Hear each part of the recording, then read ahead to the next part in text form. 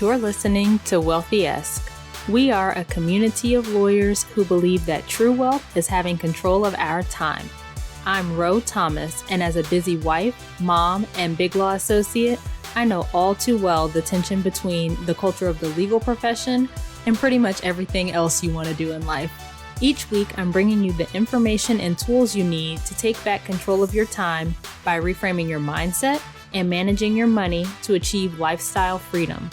Take the first step toward regaining control of your time by downloading your free Lifestyle Freedom Starter Guide at rothomas.com/start.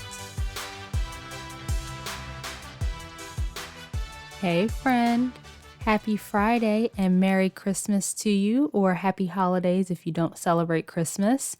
Welcome to the final episode of 2020. I cannot believe that we have reached the end of this year. But here we are. And so I just want to take a second to kind of look back over the year and look ahead to 2021. You know, everyone at the start of this year was talking about how this is going to be the best year ever. And everyone made that, 2020 vision play, which if I'm honest, I was kind of sick of. But, this year really did bring so many things to light. Like so many things did become clearer. We saw how life can change in an instant. Just looking at the pandemic, you may have left the office one day like I did, and then you were just told to stay home until further notice. And many of us became work from home parents overnight. We also saw that tomorrow isn't promised. There's been so much loss this year. There are the prominent figures who have passed, but also all the lives that were claimed by COVID. We saw a lot of civil unrest this year, and many people realized for the first time that although we live in the same place, we have completely different experiences. And then on top of all of that, the natural disasters and the devastation and any personal issues that you may have dealt with. It's just been a year, right? And your life probably didn't look the way that you planned it to this year, and it's okay to be sad or upset about that. But even though you may be over 2020, we've still got about a week left in this year. And so you don't have to wait for January 1st to start working on the life you want.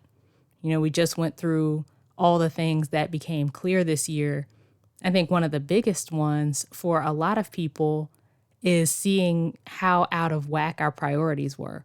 I mean, I certainly saw that mine were way out of whack. And I've said this a lot this year, but the pandemic forced me to slow down in a way I probably never would have on my own, or at least not anytime soon. And it put the focus on myself and my family instead of on work. Like we tend to say that our family or all of these other areas of our lives are the most important. But then when you really look at the way that your life is structured, work comes first, right? Work is in the forefront. And then we try to squeeze everything else into the nooks and crannies where we can. And for me, that was not possible this year. Like my family had to come first. I was home with my 2 young children. My husband is still working because he's a doctor and is not seeing patients from our home. And so my focus this year has been on my family and had to kind of fit work in where I could. And I also was very intentional about taking care of myself in this time because, things are so crazy. It could have been bad if I had not made sure to care for myself. But I had the worst year I've ever had, numbers-wise and review-wise, at work.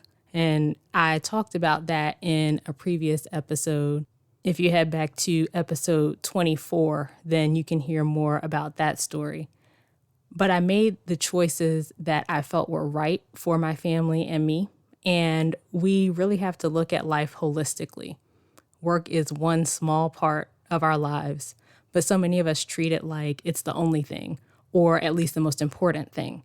And so I encourage you to think about what you want your life to look like going into this next year and what you're going to take from this pandemic when we return to some semblance of normal. Are you going to jump right back into the way things used to be?